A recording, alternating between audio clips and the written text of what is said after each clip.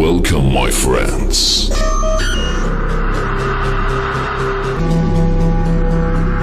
Feel free and expect the unexpected.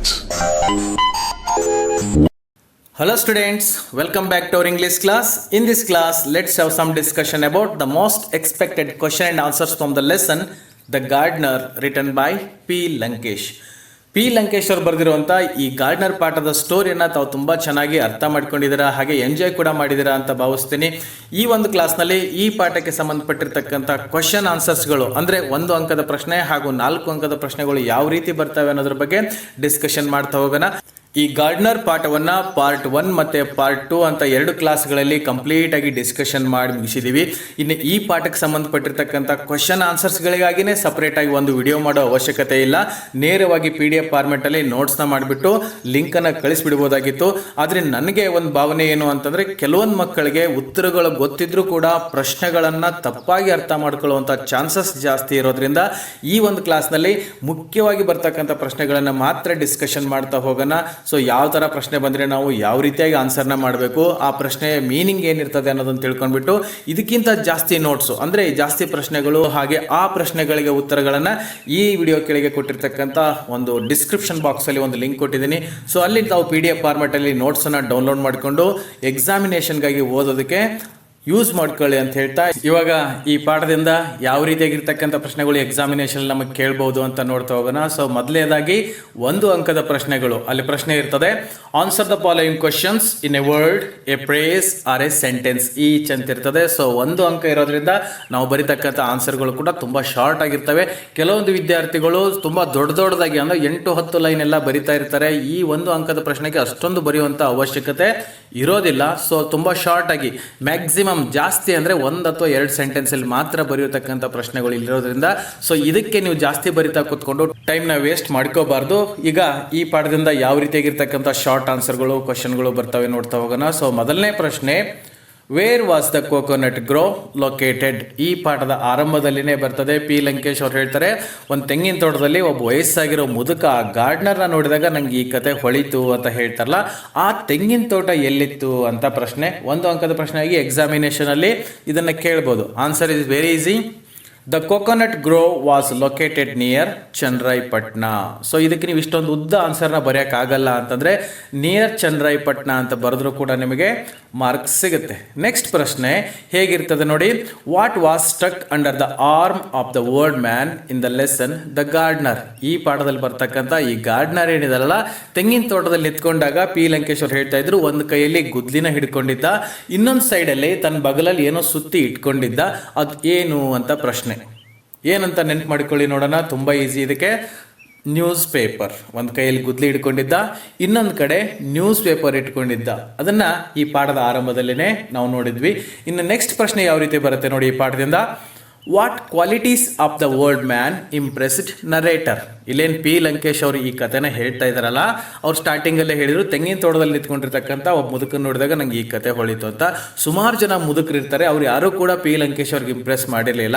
ಈ ತೆಂಗಿನ ತೋಟದಲ್ಲಿ ನಿಂತ್ಕೊಂಡಿರ್ತಕ್ಕಂಥ ಈ ಗಾರ್ಡ್ನರ್ ಇಂಪ್ರೆಸ್ ಮಾಡಿದ್ನಲ್ಲ, ಅವನಲ್ಲಿರ್ತಕ್ಕಂಥ ಕ್ವಾಲಿಟೀಸ್, ಯಾವ ಗುಣಗಳು ಈ ಪಿ ಲಂಕೇಶ್ ಅವ್ರಿಗೆ ಇಂಪ್ರೆಸ್ ಮಾಡಿದ್ವು ಅಂತ ಪ್ರಶ್ನೆ. ಸೊ 1 ಅಂಕದ ಪ್ರಶ್ನೆನ ಹೇಗೆ ಬರಿಬೋದು ನೋಡಿ ಇದಕ್ಕೆ.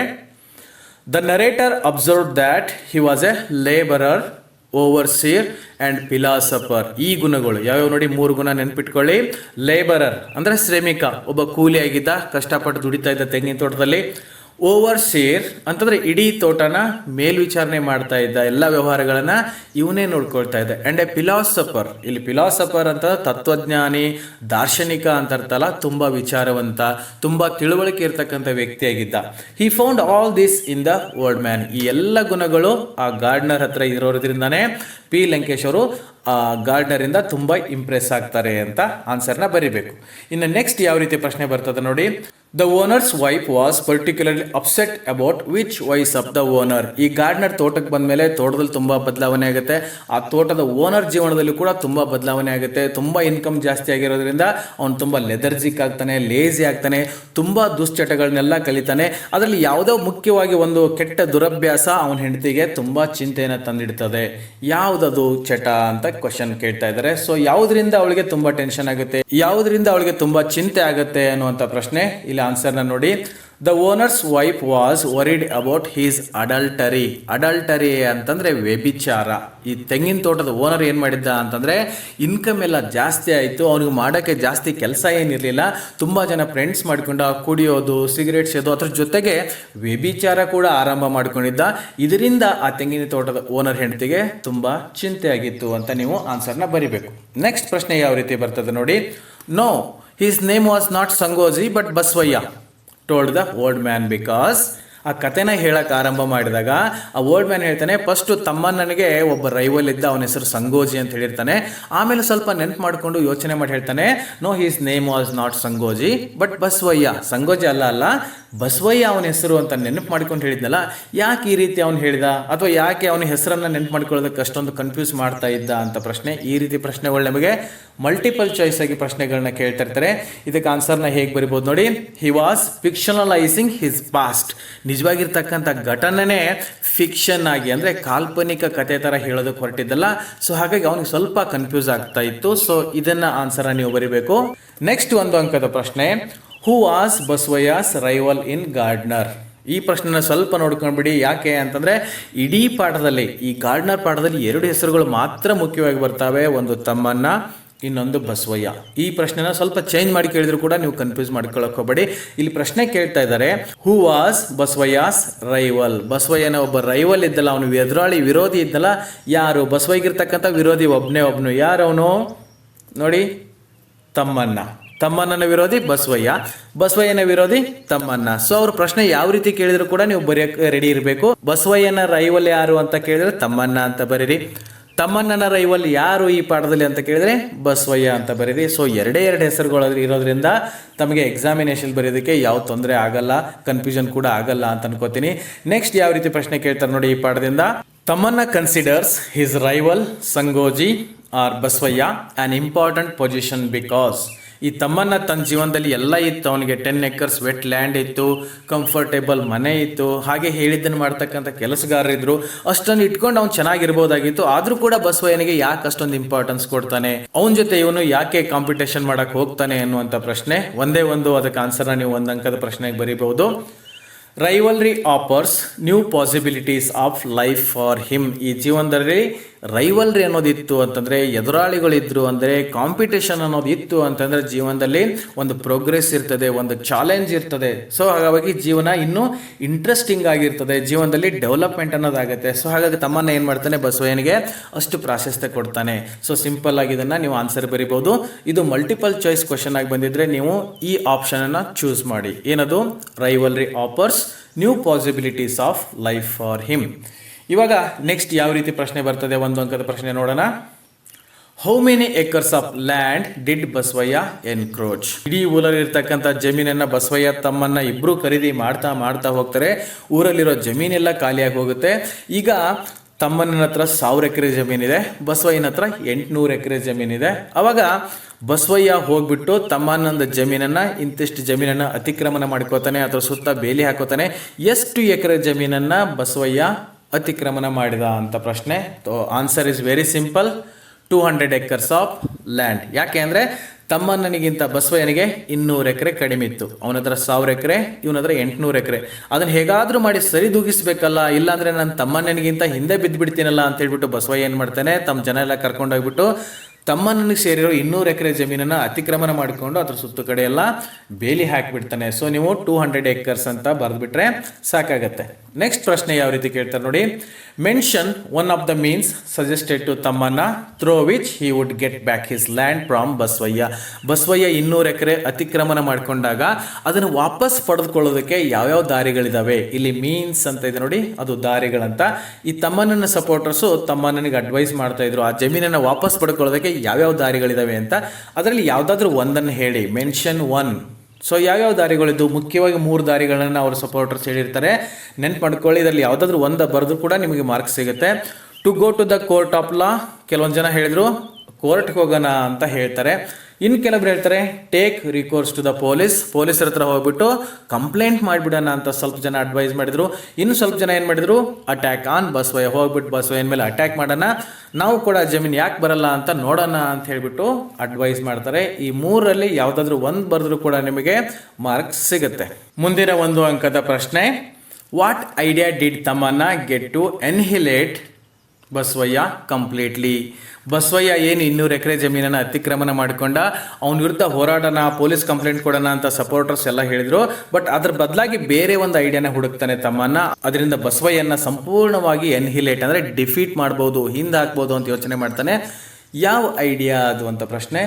Thammanna gets an idea to compose his experiences in the form of songs and ballad. So ಬಸವಯ್ಯನ ವಿರುದ್ಧ ಇವನೇನು ಪೊಲೀಸ್ ಕಂಪ್ಲೇಂಟ್ ಮಾಡೋಕ್ಕೆ ಹೋಗಲಿಲ್ಲ, ಕೋರ್ಟ್ಗೆ ಹೋಗಲಿಲ್ಲ, ಅಥವಾ ಬಸವಯ್ಯನ ಹೊಡೆದ್ಬಿಟ್ಟು ಜಮೀನನ್ನು ವಾಪಸ್ ಪಡ್ಕೊಳ್ಳೋಕೆ ಹೋಗಲಿಲ್ಲ. ಅದ್ರ ಬದಲಾಗಿ ಯಾವ ವಿಚಾರ ಮಾಡ್ತಾನೆ ನೋಡಿ, ತಮ್ಮಣ್ಣ ತನಗಾಗಿರ್ತಕ್ಕಂಥ ಎಲ್ಲ ಅನುಭವಗಳನ್ನು ಹಾಡಿನ ರೂಪದಲ್ಲಿ, ಎಸ್ಪೆಷಲಿ ಬ್ಯಾಲೆಡ್ಸ್ ಅಂದರೆ ಲಾವಣಿ ಪದಗಳಲ್ಲಿ ಬರೆದ್ಬಿಟ್ಟು ಬಸವಯ್ಯನ ವಿರುದ್ಧ ಸೇಡ್ ತೀರಿಸ್ಕೋಬೇಕು ಅಂತ ಐಡಿಯಾ ಆಗ್ತಾನೆ. ಇವಾಗ ಮುಂದಿನ ಪ್ರಶ್ನೆ ಯಾವ ರೀತಿಯಾಗಿ ಬರ್ತದೆ ನೋಡಿ. What were the themes of Tammanna songs and ballads? ಇದನ್ನು 1 ಅಂಕದ ಪ್ರಶ್ನೆ ಕೇಳ್ಬೋದು. ತಮ್ಮಣ್ಣ ಬರೆದಿರ್ತಕ್ಕಂಥ ಈ ಬ್ಯಾಲೆಡ್ಗಳು ಏನು ಲಾವಣಿ ಪದಗಳಿದ್ವಲ್ಲ, ಯಾವ ವಿಷಯವನ್ನು ಕುರಿತಾಗಿ ಅವನು ಈ ಹಾಡುಗಳನ್ನು ಬರಿತಾ ಇದ್ದ, ಅದು ಆ ಹಾಡುಗಳ ಥೀಮ್ ಏನಾಗಿತ್ತು ಅಂತ ಪ್ರಶ್ನೆ. ಆನ್ಸರ್ ನೋಡಿ, Tammanna songs and ballads made a mention of Basavaiah's cruelty and meanness. ಅವ್ನು ಬರೆದಿರ್ತಕ್ಕಂಥ ಹಾಡುಗಳಲ್ಲಿ ಏನು ವಿಷಯ ಇರ್ತಿತ್ತು ಅಂತಂದರೆ ಬಸವಯ್ಯಸ್ ಕ್ರಿಯಾಲಿಟಿ ಅಂದರೆ ಅವನು ಕ್ರೂರತೆ, ಹಾಗೆ ಮೀನ್ನೆಸ್ ಅಂದರೆ ಅವನ ಸ್ವಾರ್ಥದ ಬಗ್ಗೆನೇ ಈ ತಮ್ಮಣ್ಣ ಏನು ಮಾಡ್ತಾ ಇದ್ದ, ಬ್ಯಾಲೆಡ್ಗಳನ್ನ ಬರಿತಾ ಇದ್ದ. ಇಷ್ಟೊಂದು ದೊಡ್ಡ ಆನ್ಸರ್ ಬರೆಯೋಕ್ಕಾಗಿಲ್ಲ ನಿಮಗೆ ಅಂತಂದರೆ ಬಸವಯ್ಯಸ್ ಕ್ರಿಯಾಲಿಟಿ ಆ್ಯಂಡ್ ಮೀನ್ನೆಸ್ ಅಂತ ಬರೆದ್ರೂ ಕೂಡ ನಿಮಗೆ ಮಾರ್ಕ್ಸ್ ಸಿಗುತ್ತೆ. ಮತ್ತೆ ಯಾವ ರೀತಿ ಪ್ರಶ್ನೆ ಬರ್ತದೆ ನೋಡಿ ಈ ಪಾಠದಿಂದ. What became raison d'etre of Tammanna's life? Raison d'etre ಅನ್ನೋದು ಫ್ರೆಂಚ್ ವರ್ಡ್ ಇದು. ಹಾಗಂದರೆ ಜೀವನದ ಪರಮ ಗುರಿ, ಜೀವನದ ಉದ್ದೇಶ ಏನಾಗ್ಬಿಟ್ಟಿತ್ತು ತಮ್ಮಣ್ಣನಿಗೆ ಅಂತ ಪ್ರಶ್ನೆ ಕೇಳ್ತಾ ಇದ್ದಾರೆ. Answer, art became the raison d'etre of Tammanna's life. ಈ ಕಲೆ, ಈ ಏನು ಬ್ಯಾಲೆಡ್ಗಳನ್ನ ಬರಿತಾ ಇದ್ದ, ಅದನ್ನು ಹಾಡು ಹೇಳ್ತಾ ಇದ್ದಲ್ಲ, ಇದೇ ಅವನ ಜೀವನದ ಮುಖ್ಯವಾಗಿರ್ತಕ್ಕಂಥ ಗುರಿಯಾಗಿತ್ತು. ಸೊ ಆನ್ಸರ್ನ ನೀವು ಈ ರೀತಿಯಾಗಿ ಬರಿಬೋದು. ನೆಕ್ಸ್ಟ್ ಪ್ರಶ್ನೆ, what was Basavaiah's ray of hope in his attempt to outwit Tammanna? ಈ ತಮ್ಮಣ್ಣ ಈ ಬ್ಯಾಲೆಟ್ಗಳನ್ನ ಬರೆದ, ಫೇಮಸ್ ಕವಿ ಆದ, ಎಲ್ಲರೂ ಅವನ ಹಿಂದೆನೇ ಬಂದರು, ಬೆಸ್ಟ್ ಪೊಯೆಟ್ ಅಂತ ಅವಾರ್ಡ್ ಕೂಡ ಸಿಕ್ತು. ಅವನನ್ನು ಹಿಂದೆ ಹಾಕೋದಕ್ಕೆ ಬಸವಯ್ಯ ಏನೇನೇನೇನೋ ಟ್ರೈ ಮಾಡ್ತಾನೆ, ಆದರೂ ಕೂಡ ಅವನ ಹಿಂದೆ ಹಾಕೋಕ್ಕಾಗಲ್ಲ. ಇವಾಗ ರೇ ಆಫ್ ಹೋಪ್ ಅಂದರೆ ಎಲ್ಲ ಅವನ ಪ್ಲ್ಯಾನ್ಗಳು ಫೇಲ್ ಆದಾಗ ಅವನಿಗೊಂದು ಆಶಾ ಕಿರಣ, ಯಾವುದು ಅವನಿಗೆ ಆಶಾ ಕಿರಣ ಸಿಗುತ್ತೆ? ಎಲ್ಲ ಸೋತು ಹೋಗಿಬಿಟ್ಟಿದ್ದ, ಏನು ಮಾಡಿದರೂ ಕೂಡ ತಮ್ಮನನ್ನು ಹಿಂದಕ್ಕಾಗದಾಗಿತ್ತು. ಅದ್ರ ಕೊನೆಗೆ ಅವನಿಗೆ ಒಂದು ಚಾನ್ಸ್ ಸಿಗುತ್ತೆ. ಯಾವುದದು? ಏನು ಚಾನ್ಸ್ ಸಿಗುತ್ತೆ? ಯಾವುದ್ರ ಮೂಲಕ ತಮ್ಮನನ್ನು ಹಿಂದೆ ಹಾಕ್ಬೋದು ಅಂತ ಬಸವಯ್ಯ ಅಂದ್ಕೊಂಡು ಖುಷಿ ಪಟ್ಕೋತಾನೆ. Answer very simple, when Tammanna fell ill. Tammanna famous ಕವಿಯಾಗಿದ್ದ, ಅವನ ಹಿಂದಕ್ಕೆ ಯಾರಿಗೂ ಕೂಡ ಸಾಧ್ಯ ಆಗದಾಗಿತ್ತು. ಯಾವಾಗ ತಮ್ಮಣ್ಣನಿಗೆ ಹುಷಾರಿಲ್ಲ, ಅವನಿಗೆ ಡಿಸೀಸ್ ಬಂದದೆ, ಕಾಯಿಲೆ ಬಂದದೆ ಅಂತ ಹೇಳ್ಬಿಟ್ಟು ಬಸವಯ್ಯನಿಗೆ ಯಾರೋ ಬಂದು ಹೇಳ್ತಾರಲ್ಲ, ಅದು ಅವನಿಗೆ ಪ್ಲಸ್ ಪಾಯಿಂಟ್ ಆಗುತ್ತೆ. ಹಿ ಫೆಲ್ಟ್ ಹ್ಯಾಪಿ, ತುಂಬ ಖುಷಿ ಆಯಿತು ತಮ್ಮಣ್ಣನಿಗೆ ಹುಷಾರಿಲ್ಲ ಅನ್ನೋ ಮಾತು ಕೇಳಿ. It was the ray of hope for him. So ತಮ್ಮಣ್ಣನಿಗೆ ಹುಷಾರು ಇಲ್ಲ ಅನ್ನತಕ್ಕಂಥ ಸುದ್ದಿನೇ ಬಸವಯ್ಯನಿಗೆ ಒಂದು ಆಶಾ ಕಿರಣ ಆಗಿತ್ತು. Tammanna's disease was his health. ತಮ್ಮಣ್ಣನ ಅನಾರೋಗ್ಯವೇ ಬಸವಯ್ಯನ ಆರೋಗ್ಯ ಆಗಿತ್ತು. ಸೊ ಹಾಗಾಗಿ ತಮ್ಮಣ್ಣ ಹುಷಾರಿಲ್ಲ ಅನ್ನೋದೇ ಬಸವಯ್ಯನಿಗೆ ರೇ ಆಫ್ ಹೋಪ್ ಆಗಿತ್ತು ಅಂತ ತಾವು ಆನ್ಸರ್ ಬರೀಬೇಕು. ನೆಕ್ಸ್ಟ್ ಪ್ರಶ್ನೆ, when according to the narrator does man loses his name? ಈ ಪ್ರಶ್ನೆ ಅನೇಕ ಸಾರಿ ಎಕ್ಸಾಮಿನೇಷನಲ್ಲಿ ಕೇಳಿದರೆ. ಒಬ್ಬ ಮನುಷ್ಯ ತನ್ನ ಹೆಸರನ್ನು ಯಾವಾಗ ಕಳ್ಕೊಳ್ತಾನೆ? ಈ ತಮ್ಮಣ್ಣ ಈ ಗಾರ್ಡ್ನರ್ ಕತೆ ಹೇಳ್ತಾ ಇದ್ದಲ್ಲ, ಹೇಳ್ತಾ ಮಧ್ಯಕ್ಕೆ ಹೇಳ್ತಾನೆ, ಒಂದು ಹಂತದಲ್ಲಿ ಮನುಷ್ಯ ತನ್ನ ಹೆಸರು ಕಳ್ಕೊಂಡು ಬಿಡ್ತಾನೆ, ಅವನಿಗೆ ಏಜ್ ಇಂಪಾರ್ಟೆಂಟ್ ಆಗುತ್ತೆ ಅಂತ ಹೇಳ್ತಾರೆ. ಸೊ ಯಾವಾಗ ಅವನ ಮನುಷ್ಯ ತನ್ನ ಹೆಸರನ್ನು ಕಳ್ಕೊಳ್ತಾನೆ ಅಂತ? ಸೊ ಆನ್ಸರ್ ತುಂಬ easy. According to the narrator, man loses his name after a particular age. ಸ್ವಲ್ಪ ವಯಸ್ಸಾದಮೇಲೆ ಮನುಷ್ಯನ ಹೆಸರು ಬಿಟ್ಟೋಗಿಬಿಡ್ತದೆ, ಅವನಿಗೆ ಏಜ್ ಇಂಪಾರ್ಟೆಂಟ್ ಆಗುತ್ತೆ ಅನ್ನೋದನ್ನು ನಾವು ಪಾಠ ಮಾಡುವಾಗ ಡಿಸ್ಕಷನ್ ಮಾಡಿದ್ವಿ. ಸೊ ನೀವು ಈ ಥರ ಲಾಂಗ್ ಆನ್ಸರ್ ಬರೆಯೋಕ್ಕಾಗಲ್ಲ ಅಂತಂದರೆ ಆಫ್ಟರ್ ಎ ಪರ್ಟಿಕ್ಯುಲರ್ ಏಜ್ ಅಂತ ಬರೀರಿ, ಅಥವಾ ವೆನ್ ಹಿ ಬಿಕಮ್ಸ್ ಓಲ್ಡ್ ಅಂತ ಬರೆದ್ರೂ ಕೂಡ ನಿಮಗೆ ಮಾರ್ಕ್ಸ್ ಸಿಗುತ್ತೆ. ನೆಕ್ಸ್ಟ್ ಪ್ರಶ್ನೆ ಹೇಗೆ ಬರ್ತದೆ ನೋಡಿ.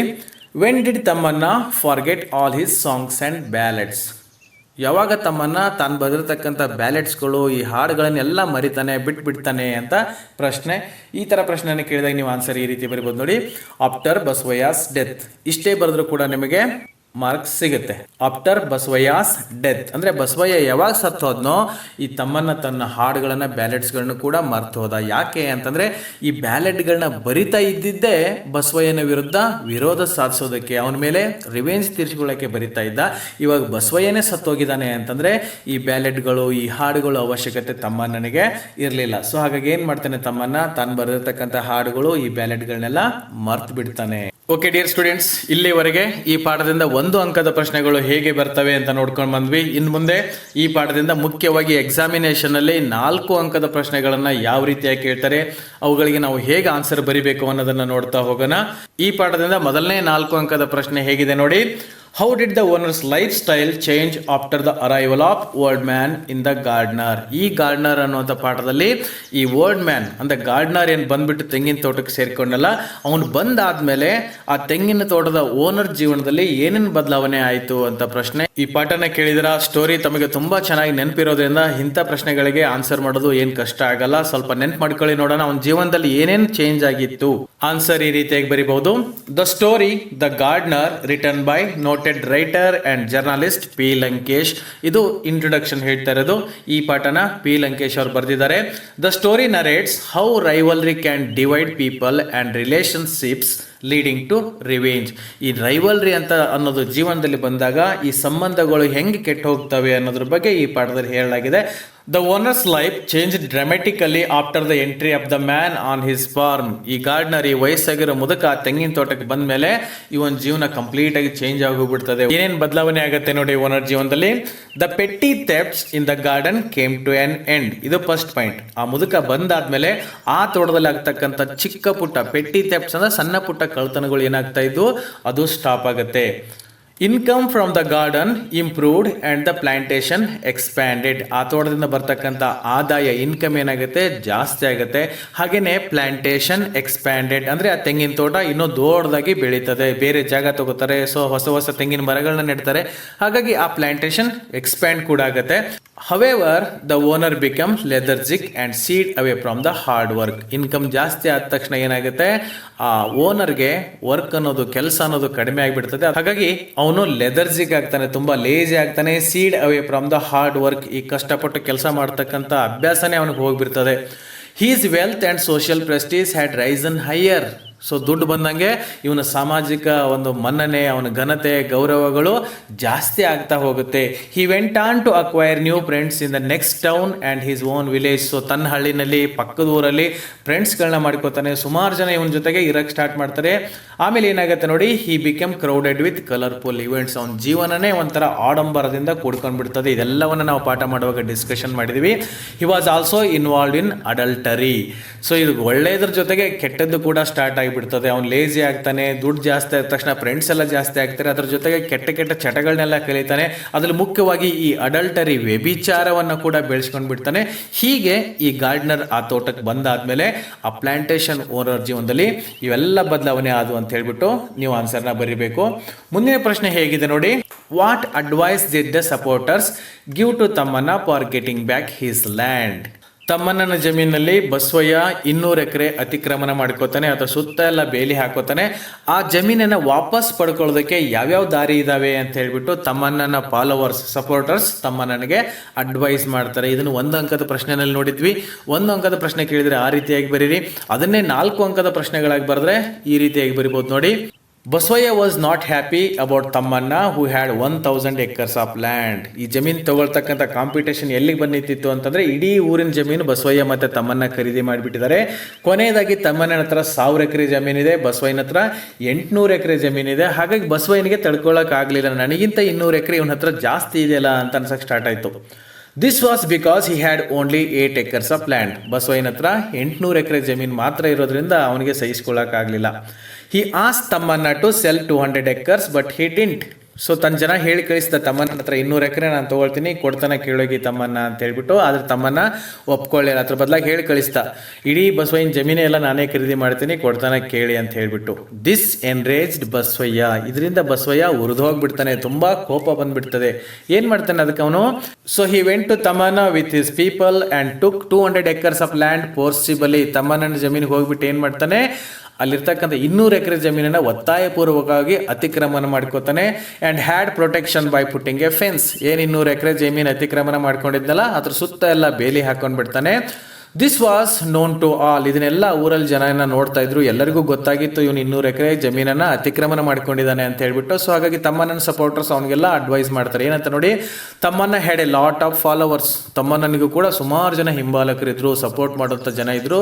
They suggested various ways to Tammanna of getting his land back. ಆ ಜಮೀನನ್ನು ಏನು 200 ಎಕರೆ ಅತಿಕ್ರಮಣ ಮಾಡ್ಕೊಂಡಿದ್ದ ಬಸವಯ್ಯ, ಅದನ್ನು ವಾಪಸ್ ತಗೊಳ್ಳೋದಕ್ಕೆ ಬೇರೆ ಬೇರೆ ದಾರಿಗಳಿದಾವೆ ಅಂತ ಹೇಳ್ಬಿಟ್ಟು ತಮ್ಮ ನನಗೆ ಅಡ್ವೈಸ್ ಮಾಡ್ತಾರೆ. Some suggested him to approach court of law. ಸ್ವಲ್ಪ ಜನ ಏನಂತ ಅಡ್ವೈಸ್ ಮಾಡಿದ್ರು, ಕೋರ್ಟ್ ಮೂಲಕ ನಾವು ಜಮೀನನ್ನ ವಾಪಸ್ ಪಡ್ಕೊಳ್ಳೋಣ ಅಂತ ಹೇಳ್ತಾರೆ. Others inform him to file a complaint to the police. ಇನ್ನು ಸ್ವಲ್ಪ ಜನ ಏನ್ ಹೇಳ್ತಾರೆ, ಪೊಲೀಸರ ಹತ್ರ ಹೋಗ್ಬಿಟ್ಟು ಬಸವಯ್ಯನ ವಿರುದ್ಧ ಕಂಪ್ಲೇಂಟ್ ಮಾಡೋಣ ಅಂತ ಹೇಳ್ತಾರೆ.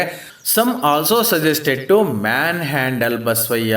ಸ್ವಲ್ಪ ಜನ ಏನು ಅಡ್ವೈಸ್ ಮಾಡಿದ್ರು ತಮ್ಮ ನನಗೆ, ಇದು ಕೋರ್ಟು ಪೊಲೀಸು ಅಂತ ಹೋಗೋದು ಬೇಡ, ನಮ್ಮ ಹತ್ರ ಸಾಕಷ್ಟು ಜನ ಇದ್ದಾರೆ, ಅವರೆಲ್ಲ ನೀವು ಹ್ಞೂ ಅಂದರೆ ಸಾಕು, ಹೋಗಿ ಬಸವಯ್ಯನಿಗೆ ಹೊಡೆದ್ಬಿಟ್ಟು ಅಟ್ಯಾಕ್ ಮಾಡೋದಕ್ಕೆ ರೆಡಿ ಇದ್ದಾರೆ. And snatch all the property, ಎಲ್ಲ ಪ್ರಾಪರ್ಟಿನೂ ಕಿತ್ಕೊಂಡು ಬಿಡೋಣ ಅಂತ ಹೇಳಿದರು.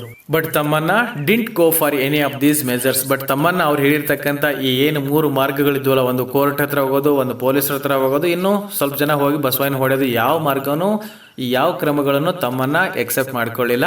And planned different trick. So ಯಾವುದೋ ಬೇಡ ಬೇರೆ ಒಂದು ಪ್ಲ್ಯಾನ್ ಹಾಕೋಣ, ಆ ಪ್ಲ್ಯಾನಿಂದ ಬಸವಯ್ಯನ ಸಂಪೂರ್ಣವಾಗಿ ನಿರ್ನಾಮ ಮಾಡಬಹುದು ಅಂತ ಹೇಳ್ಬಿಟ್ಟು ತಮ್ಮನ್ನ ಯೋಚನೆ ಮಾಡ್ತಾನೆ. ಸೊ ಈ ರೀತಿಯಾಗಿ ನಾವು 4 ಅಂಕದ ಪ್ರಶ್ನೆ ಬಂದಾಗ ಆನ್ಸರ್ನ ಮಾಡಬೇಕು.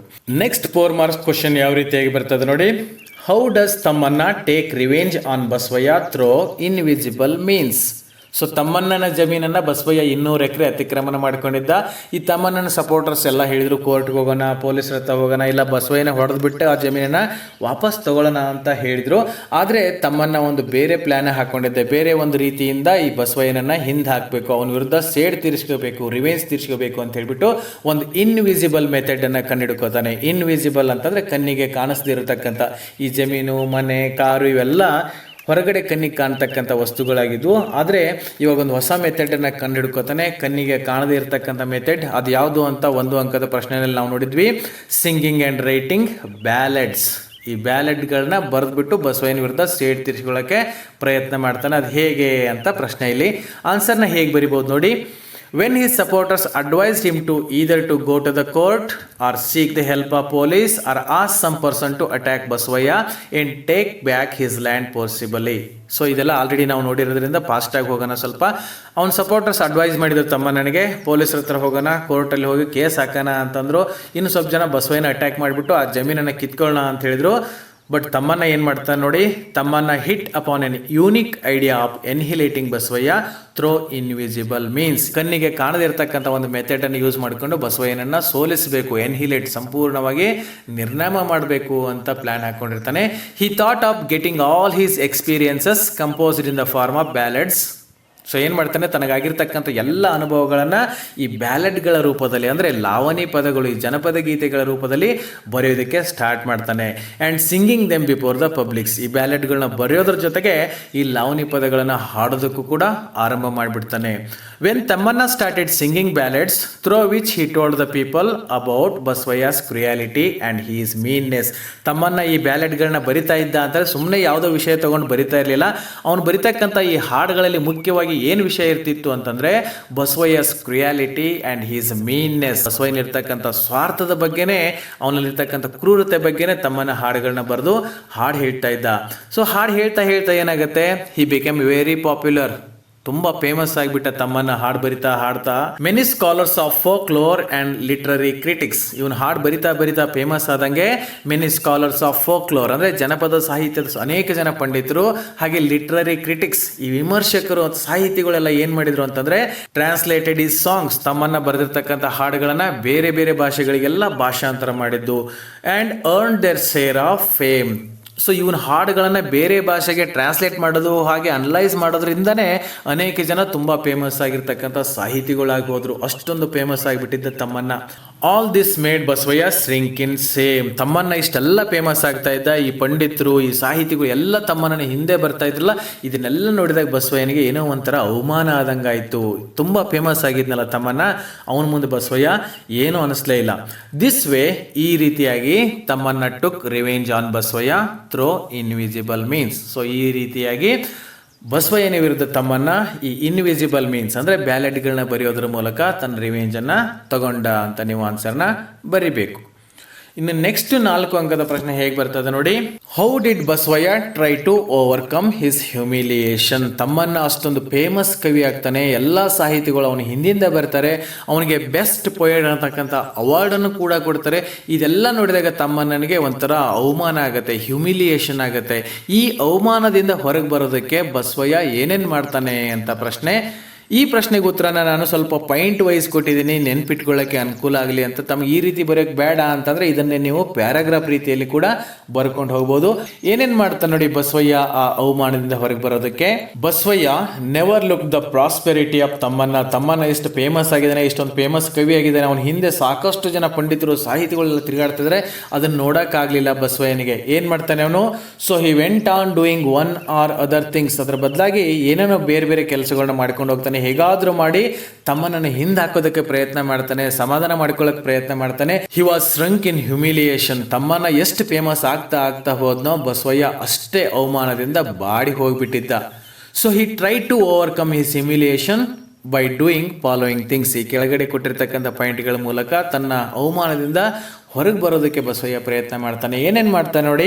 He started filling his life with all kinds of material wealth. ಈ ಭೌತಿಕ ಸಂಪತ್ತುಗಳು ಅಂದರೆ ಚಿನ್ನ, ಮನೆ, ಕಾರು ಇಂಥವೆಲ್ಲ ತಗೊಂಡು ತನ್ನ ಜೀವನನ ತುಂಬಿಕೊಳ್ಳೋದಕ್ಕೆ ಪ್ರಯತ್ನ ಮಾಡಿದ. He got a palatial mansion built for himself. ತನಗಾಗಿ ಒಂದು ಅರಮನೆ ಅಂತ ಮನೆಯನ್ನು ಕಟ್ಟಿಕೊಂಡ ಬಸವಯ್ಯ. ಇದೆಲ್ಲ ಯಾಕೆ ಮಾಡ್ತಾ ಇದ್ದಾನೆ ಅಂದರೆ ತಮ್ಮನ ವಿರುದ್ಧ ಇವನಿಗೆ ಆಗಿರ್ತಕ್ಕಂಥ ಅವಮಾನ ಅಂತ ಭಾವನೆ ಇತ್ತಲ್ಲ ಅವನ ಹತ್ರ, ಅದರಿಂದ ಹೊರಗೆ ಬರೋದಕ್ಕೆ ಪ್ರಯತ್ನ ಮಾಡೋದಕ್ಕೆ ಇಷ್ಟೆಲ್ಲ ಮಾಡ್ತಾನೆ. ಅರಮನೆ ಅಂತ ಮನೆ ಕಟ್ತಾನೆ. He appointed a number of persons just to praise him. ಸುಮಾರು ಜನಕ್ಕೆ ದುಡ್ಡು ಕೊಟ್ಟು ಸಂಬಳ ಕೊಟ್ಬಿಟ್ಟು ಕೆಲಸಕ್ಕೆ ಇಟ್ಕೊಂಡು ಅವ್ರ ಕೆಲಸ ಏನೂ ಇಲ್ಲ ಬಸವಯ್ಯನನ್ನು ವರ್ಣನೆ ಮಾಡೋದು, ತನ್ನನ್ನು ಹೊಗಳೋದಕ್ಕಂತಾನೆ ಅವನು ದುಡ್ಡು ಕೊಟ್ಟು ಸುಮಾರು ಜನಕ್ಕೆ ಕೆಲಸಕ್ಕೆ ಇಟ್ಕೊಳ್ತಾನೆ. ಹಿ ಬೆಡ್ಡೆಕ್ಡ್ ಹಿಮ್ಸೆಲ್ಫ್. ಬೆಡ್ಡೆಕ್ಡ್ ಅಂತಂದರೆ ಅಲಂಕಾರ ಮಾಡ್ಕೊಳ್ಳೋದು, ಶೃಂಗಾರ ಮಾಡ್ಕೊಳ್ಳೋದು, ತನ್ನ ಮನೆಯನ್ನು ಶೃಂಗಾರ ಮಾಡಿಕೊಂಡ. Bedecked himself with gold, diamonds and other precious stones. ಚಿನ್ನ, ಬೆಳ್ಳಿ, ಒಡವೆ, ವಜ್ರ ಇಂಥವೆಲ್ಲ ತಂದುಬಿಟ್ಟು ತಾನು ಡೆಕೋರೇಟ್ ಮಾಡ್ಕೊಂಡ, ಮೈ ಮೇಲೆಲ್ಲ ಒಡವೆ ಹಾಕೊಂಡ, ಮನೆ ಕೂಡ ಶೃಂಗಾರ ಮಾಡಿದ. ಇಷ್ಟೆಲ್ಲ ಆದರೂ ಕೂಡ his visitors told him that his house look dull and empty because Tammanna's books were not there. ಅವನ ಮನೆಯಲ್ಲಿ ಎಲ್ಲ ಚಿನ್ನ, ವಜ್ರ, ವೈಡೂರ ತಂದು ತುಂಬಿದ್ರು ಕೂಡ, ಅರಮನೆ ಅಂತ ಮನೆ ಇದ್ರೂ ಕೂಡ ತಮ್ಮನ ಬುಕ್ ಇಲ್ಲದೆ ಇರೋದ್ರಿಂದ ಅವನ ಮನೆ ಯಾಕೋ ಒಂಥರ ಡಲ್ಲಾಗಿ ಕಾಣಿಸ್ತಾ ಇದೆ, ಯಾಕೋ ಒಂಥರ ಎಂಪ್ಟಿ, ಖಾಲಿಯಾಗಿ ಕಾಣಿಸ್ತಾ ಇದೆ ಅಂತ ಬಂದು ಜನ ಎಲ್ಲ ಹೇಳ್ತಾ ಇದ್ರು. ಹಾಗಾಗಿ ಮತ್ತೆ ಏನು ಮಾಡ್ತಾನೆ Basavayya? So he started inviting scholars, poets and musician to his palace. ಈ ಪಂಡಿತರನ್ನ, ಕವಿಗಳನ್ನ, ಹಾಗೆ ಸಂಗೀತಗಾರನ ಅವರೆಲ್ಲ ತನ್ನ ಮನೆಗೆ ಕರೆಯೋಕ್ಕೆ ಸ್ಟಾರ್ಟ್ ಮಾಡ್ತಾನೆ. ಇದೆಲ್ಲ ಮಾಡೋದು ಯಾಕೆ ಬಸವಯ್ಯ ಅಂತಂದರೆ ಅವನಿಗೊಂಥರ ಅವಮಾನ ಅನ್ನಿಸ್ತಾ ಇತ್ತು. ತಮ್ಮನ್ನ ಗ್ರೇಟ್ ಪೊಯೆಟ್ ಆಗಿಬಿಟ್ಟಿದ್ದ, ಎಲ್ಲ ಅವ್ರ ಹಿಂಬಾಲಕರಾಗಿಬಿಟ್ಟಿದ್ರು. ಅದರಿಂದ ಹೊರಗೆ ಬರೋದಕ್ಕೆ ಬಸವಯ್ಯ ಇಷ್ಟೊಂದೆಲ್ಲ ಪ್ರಯತ್ನ ಮಾಡ್ತಾನೆ ಅಂತ ನೀವು ಆನ್ಸರ್ನ ಬರಿಬೇಕು. ಮುಂದಿನ 4 ಅಂಕದ ಪ್ರಶ್ನೆ.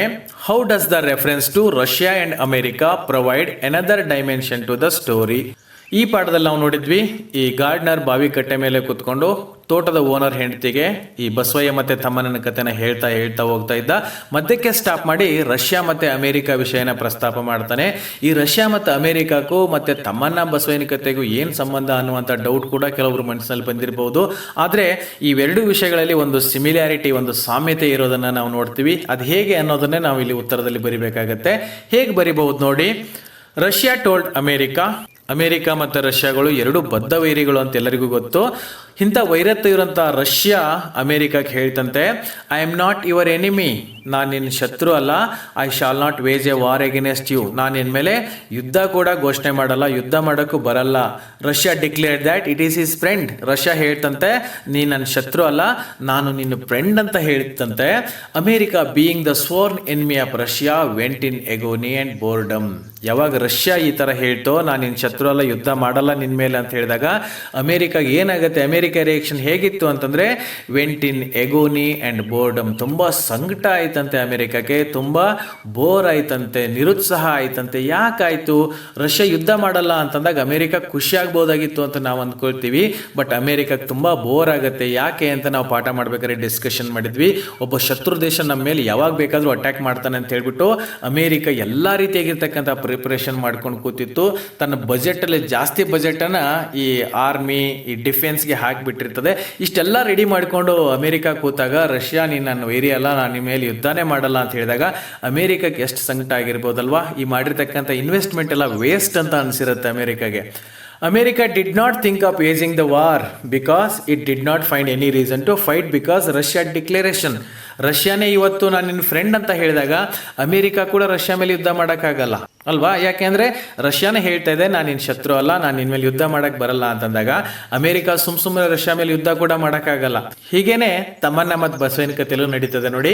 ತಮ್ಮನ್ನ went on manipulating without exposing his enmity openly. Tammanna ಬಸವನ ಮಧ್ಯಕ್ಕೂ ಕೂಡ ಹೀಗೆ ಘರ್ಷಣೆ ನಡೀತಾನೆ ಇರ್ತದೆ. ಮೊದಲು ಜಮೀನು ತಗೊಳ್ಳೋದು, ಮನೆ ತಗೊಳ್ಳೋದು ಅಲ್ವಾ, ಫ್ರೆಂಡ್ಸ್ ಮಾಡ್ಕೊಳ್ಳೋದು, ಈ ರೀತಿ ಕಾಂಪಿಟೇಷನ್ ನಡೀತಾ ಇದೆ. ಒಬ್ಬರಿಗಿಂತ ಒಬ್ಬರು ಮುಂದೆ ಹೋಗ್ಬೇಕಂತ ಪ್ರಿಪ್ರೇಷನ್ ಮಾಡ್ಕೊಳ್ತಿರ್ತಾರೆ. ಯಾಕೆ ಅಂತಂದ್ರೆ ಗೊತ್ತಿಲ್ಲ, ಸುಮ್ಮನೆ ಒಬ್ಬರು ಕಂಡ್ರೆ ಒಬ್ಬರಿಗೆ ಅಷ್ಟೊಂದು ರೈವಲ್ರಿ ಇರ್ತದೆ. ತಮ್ಮನ್ನ ಮುಂದೆ ಹೋಗಬಾರ್ದು, ತಮ್ಮನ್ನ ಫೇಮಸ್ ಆಗಬಾರ್ದು, ತಮ್ಮನ್ನ ಬೆಳಿಬಾರ್ದು ಅಂತ ಬಸವಯ್ಯ ಪ್ರಯತ್ನ ಮಾಡ್ತಿರ್ತಾನೆ. ಬಸವಯ್ಯ ನನಗಿಂತ ಮುಂದೆ ಹೋಗ್ತಾನೆ ಅಂತ ಹೇಳ್ಬಿಟ್ಟು ತಮ್ಮನ್ನ ಕೂಡ ಪ್ರಯತ್ನ ಮಾಡ್ತಾ ಇರ್ತಾನೆ. Basavayya also did not take drastic step but only went on collecting material wealth. ತಮ್ಮನಿಗೆ ಕಾಂಪಿಟೇಟ್ ಮಾಡೋದಕ್ಕೆ ಬಸವಯ್ಯ ಕೂಡ ಈ ಭೌತಿಕ ಸಂಪತ್ತನ್ನು ಗಳಿಸ್ತಾ ಹೋಗ್ತಾನೆ, ಜಮೀನು ತಗೋತಾನೆ. ಅಷ್ಟಕ್ಕೂ ತಮ್ಮನನ್ನು 200 ಎಕರೆ ಜಮೀನನ್ನು ಕೂಡ ಅತಿಕ್ರಮಣ ಮಾಡ್ಕೊಂಡು ಬಿಡ್ತಾನೆ. ಇಷ್ಟೆಲ್ಲ ಮಾಡ್ಕೊಂಡು ಬರ್ತಿರ್ತಾರೆ ಒಬ್ಬರ ಮೇಲೊಬ್ಬರು. ಅಟ್ ಲಾಸ್ಟ್ ಕೊನೆಗೆ ಏನಾಗುತ್ತೆ ಅಂತ ನಿಮ್ಗೆ ಕಥೆನಲ್ಲಿ ಗೊತ್ತು. ಏನಾಗುತ್ತೆ ನೋಡಿ. Tammanna came to the conclusion that his death alone could destroy Basavayya. Russia ಅಮೇರಿಕಾಕ್ಕೆ ನಾನು ನಿನ್ನ ಮೇಲೆ ಯುದ್ಧ ಮಾಡಲ್ಲ, ನಾನು ನಿನ್ನ ಫ್ರೆಂಡ್ ಅಂತ ಹೇಳಿದಾಗ ಅಮೇರಿಕಾಕ್ಕೆ ಹೆಂಗೆ ಸಂಕಟ ಆಗಿತ್ತು, ತಡ್ಕೊಳಕ್ಕಾಗದಾಗಿತ್ತು. ಹಾಗೇನೆ ತಮ್ಮನ್ನ ಕೊನೆಯದಾಗಿ ಏನು ಡಿಸೈಡ್ ಮಾಡ್ತಾನೆ, ತನ್ನ ಸಾವಿನ ಮೂಲಕ ಬಸವಯ್ಯನಿಗೆ ಬುದ್ಧಿ ಕಲಿಸ್ಬೇಕು ಅಂತ ಡಿಸೈಡ್ ಮಾಡ್ತಾನೆ. ತಮ್ಮನ್ನ ಬೆಳೆದಂಗೆ ಬಸವಯ್ಯ ಸಂಕಟ ಪಡ್ತಾ ಇದ್ದ, ತಾನು ಕೂಡ ಹಾಗೆ ಬೆಳೆದಕ್ಕೆ ಪ್ರಯತ್ನ ಮಾಡ್ತಾ ಇದ್ದ. ಇವಾಗ ತಮ್ಮನ್ನೇ ಜೀವಂತ ಇಲ್ಲ ಅಂತನ್ನುವಂಥ ಸೀನನ್ನು ಕ್ರಿಯೇಟ್ ಮಾಡಿಬಿಟ್ರೆ ಅದೇ ಬಸವಯ್ಯನನ್ನು ನಾಶ ಮಾಡಿಬಿಡುತ್ತೆ. So he left the place. ಅದಕ್ಕೆ ತಮ್ಮನ್ನ ಏನು ಮಾಡ್ತಾನೆ, ತನ್ನ ಊರನ್ನು ಬಿಟ್ಟು ಬಂದುಬಿಡ್ತಾನೆ. ಯಾರಿಗೂ ಹೇಳ್ಬಿಟ್ಟು ಬರಲ್ಲ, ಅವನೇನೋ ಸತ್ತೋದ್ಬಿಟ್ನೇನೋ ಅನ್ನುವಂಥ ಒಂದು ಸೀನನ್ನು ಕ್ರಿಯೇಟ್ ಮಾಡಿಬಿಟ್ಟು ತಮ್ಮನ್ನ ಅಲ್ಲಿಂದ ಹೊರಟು ಬರ್ತಾನೆ. But Basavayya did not find any reason to live. ಈ ತಮ್ಮನ್ನ ಅಲ್ಲಿ ಇಲ್ಲದೆ ಇರುವಾಗ ಬಸವನಿಗೆ ಏನು ಮಾಡಬೇಕಂತ ಗೊತ್ತಾಗಲಿಲ್ಲ. ಯಾಕೆ ಅಂತಂದರೆ ಈ ತಮ್ಮನ ಮೇಲೆ ಹಗೆ ತೀರಿಸ್ಕೊಳ್ಳೋದಕ್ಕೆ, ಈ ಚಾಲೆಂಜಿಗಾಗಿಯೇ ಬಸವಯ್ಯ ಏನೇನೇನೇನೋ ಮಾಡ್ತಾ ಇದ್ದ. ಮನೆ ಕಟ್ತಾ ಇದ್ದ, ಅರಮನೆ ಅಂತ ಮನೆ ಕಟ್ಟಿದ್ದ, ಜಮೀನು ತೊಗೊಂಡಿದ್ದ, ಫ್ರೆಂಡ್ಸ್ ಮಾಡ್ಕೊಂಡಿದ್ದ, ಚಿನ್ನ, ವಜ್ರ, ವೈಡೂರ್ಯ ಎಲ್ಲ ತಂದಿಟ್ಕೊಂಡಿದ್ದ. ಅದೆಲ್ಲ ಮಾಡಿದ್ದೇ ಈ ತಮ್ಮನ ಮೇಲಿರ್ತಕ್ಕಂಥ ಚಾಲೆಂಜಿಂದ, ತಮ್ಮನ ಮೇಲಿರ್ತಕ್ಕಂಥ ಈ ರೈವಲ್ರಿ, ಹಗೆತನ, ಕಾಂಪಿಟೇಷನ್ ಅಂತೀವಲ್ಲ, ಇದಕ್ಕಾಗಿ ಬಸವಯ್ಯ ಇಷ್ಟೆಲ್ಲ ಮಾಡಿದ್ದ. ಇವಾಗ ತಮ್ಮನೇ ಇಲ್ಲ ಅಂದ ತಕ್ಷಣ ಬಸವಯ್ಯನಿಗೆ ಏನೋ ಒಂಥರ ನಿರುತ್ಸಾಹ. ಈಗ ರಷ್ಯಾ ಅಮೇರಿಕಾಗೆ ಹೇಳಿದಾಗ ಯಾವ ಪರಿಸ್ಥಿತಿ ಆಗಿತ್ತು ಅಮೇರಿಕಾಗೆ, ಇವಾಗ ಬಸವಯ್ಯನಿಗೆ ಕೂಡ ಅದೇ ಪರಿಸ್ಥಿತಿ ಆಯಿತು. ಮುಂದೆ ಏನು ಮಾಡಬೇಕು, ಜೀವನದಲ್ಲಿ ಏನೋ ಒಂದು ಅರ್ಥನೇ ಇಲ್ಲ ಅಂತ ಅನಿಸ್ಬಿಡ್ತು ಬಸವಯ್ಯನಿಗೆ. ತಮ್ಮನ್ನ ಆ ಊರು ಬಿಟ್ಟು ಬಂದಮೇಲೆ ಬಸವಯ್ಯ ಸ್ವಲ್ಪ ದಿನಕ್ಕೆ ಸತ್ತೋಗ್ಬಿಡ್ತಾನೆ. So the story takes this dimension. ಈ ಅಮೇರಿಕಾ ರಷ್ಯಾ ಮಧ್ಯಕ್ಕೆ ಹೇಗಾಗಿತ್ತೋ, ರಷ್ಯಾ ಯುದ್ಧ ಮಾಡಲ್ಲ ಅಂತ ಹೇಳಿದಾಗ ಅಮೇರಿಕಕ್ಕೆ ಹೇಗೆ ನಿರುತ್ಸಾಹ ಆಗಿತ್ತೋ, ಹಾಗೇನೆ ಈ ತಮ್ಮನ್ನ ಸತ್ತೋದ ಅಂತೇಳಿ ಸೀನ್ ಕ್ರಿಯೇಟ್ ಮಾಡಿ ಊರು ಬಿಟ್ಟು ಬಂದಮೇಲೆ ಬಸವಯ್ಯನ ಪರಿಸ್ಥಿತಿನೂ ಹಾಗೆ ಆಗಿತ್ತು. ಸೊ ಈ ರಷ್ಯಾ ಮತ್ತು ಅಮೇರಿಕಾ ವಿಷಯ ಪ್ರಸ್ತಾಪ ಮಾಡಿದ್ರಿಂದ ಈ ಕತೆಗೆ ಒಂದು ಡಿಫ್ರೆಂಟ್ ಆಗಿರೋ ಡೈಮೆನ್ಷನ್ ಸಿಕ್ತು ಅಂತ ನೀವು ಈ ರೀತಿ ಆನ್ಸರ್ನ ಬರೀಬಹುದು. ಓಕೆ ಡಿಯರ್ ಸ್ಟೂಡೆಂಟ್ಸ್, ಇಲ್ಲಿವರೆಗೆ ಈ ಪಾಠಕ್ಕೆ ಸಂಬಂಧಪಟ್ಟಿರ್ತಕ್ಕಂಥ ಮುಖ್ಯವಾಗಿರೋ ಪ್ರಶ್ನೆಗಳು ಮಾತ್ರ, ಅಂದರೆ 1 ಅಂಕದ ಪ್ರಶ್ನೆಗಳು, 4 ಅಂಕದ ಪ್ರಶ್ನೆಗಳನ್ನ ಮಾತ್ರ ಡಿಸ್ಕಷನ್ ಮಾಡಿದ್ವಿ. ಇನ್ನೂ ಸುಮಾರು ಪ್ರಶ್ನೆಗಳು ಅಂದರೆ 6 ಅಂಕದ ಪ್ರಶ್ನೆಗಳನ್ನೆಲ್ಲ ಡಿಸ್ಕಷನ್ ಮಾಡಬೇಕಾಗಿತ್ತು. ಇನ್ನೂ 4 ಅಂಕದ ಎಕ್ಸ್ಟ್ರಾ ಪ್ರಶ್ನೆಗಳನ್ನು ಕೂಡ ಡಿಸ್ಕಷನ್ ಮಾಡಬೇಕಾಗಿತ್ತು. ಆದರೆ ಈ ವಿಡಿಯೋನಲ್ಲಿ ಎಲ್ಲವನ್ನು ಡಿಸ್ಕಷನ್ ಮಾಡೋಕ್ಕಾಗಲ್ಲ ಅಂತ ಹೇಳಿಬಿಟ್ಟು ಈ ವಿಡಿಯೋ ಕೆಳಗೆ ಒಂದು ಲಿಂಕನ್ನು ಕೊಟ್ಟಿದ್ದೀನಿ, ನೋಟ್ಸನ್ನು. ಅಲ್ಲಿ ಕ್ಲಿಕ್ ಮಾಡೋದ್ರ ಮೂಲಕ ಇಲ್ಲಿ ಡಿಸ್ಕಷನ್ ಮಾಡಿರೋ ಪ್ರಶ್ನೆಗಳ ಜೊತೆಗೆ ಇನ್ನೂ ಹೆಚ್ಚಿನ ಪ್ರಶ್ನೆಗಳಿಗೆ ಅಲ್ಲಿ ನಿಮಗೆ ಕ್ವಶನ್ ಆ್ಯಂಡ್ ಆನ್ಸರ್ ಸಿಗುತ್ತೆ. ಅದನ್ನು ಡೌನ್ಲೋಡ್ ಮಾಡಿಕೊಂಡು ಎಕ್ಸಾಮಿನೇಷನ್ಗೆ ಅಂತ ಪ್ರಿಪೇರ್ ಆಗೋದಕ್ಕೆ, ಓದೋದಕ್ಕೆ ಯೂಸ್ ಮಾಡಿಕೊಳ್ಳಿ ಅಂತ ಹೇಳ್ತಾ, ಈ ಪಾಠದಿಂದ ಯಾವುದೇ ಪ್ರಶ್ನೆಗಳು ಬಂದರೂ ಕೂಡ ಆನ್ಸರ್ ಮಾಡೋದಕ್ಕೆ ಪ್ರಿಪೇರ್ ಆಗಿರಿ ಅಂತ ಹೇಳ್ತಾ ಈ ಕ್ಲಾಸನ್ನು ಇಲ್ಲಿ ಮುಗಿಸೋಣ. ಇನ್ನು ಮುಂದಿನ ಕ್ಲಾಸಲ್ಲಿ ಮತ್ತೆ ಒಂದು ಹೊಸ ಟಾಪಿಕ್ ಜೊತೆಗೆ ಮತ್ತೆ ಸಿಗೋಣ. So till then take care.